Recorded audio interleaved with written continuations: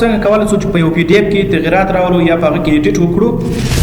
دغه ویډیوګانو لپاره مو که چیرې زموږ د یوټیوب چینل نه در سره سبسکرایب کړئ در سره سبسکرایب یې کړئ او همدارنګه زموږ د فیسبوک پیج هم در سره فالو کړئ.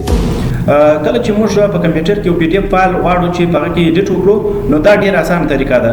اوس دغه فرض کړئ چې یو سی وي د یو سی وي فارمټ دی یا د یو بل شي فارمټ دی، هر رقم فارمټونه یا هر رقم ډول سره تاسو کولی شئ چې هر پی ډی اف تغیرات راولئ. فرض کړئ دغه اوس ما یو سی وي را خلاصه کړله، په دې کې خو زه په هېڅ رقم تغیرات نشم راویستلی.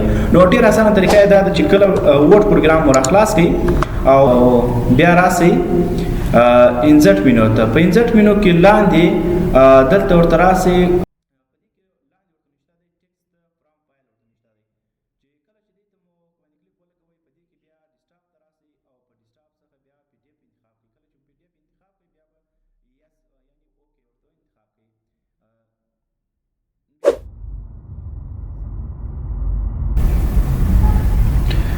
وګورئ په دې کې اوس ټوله هغه سی وي راغله او په دې کې زه اوس هر ډول کولی شم چې تغیرات راولم.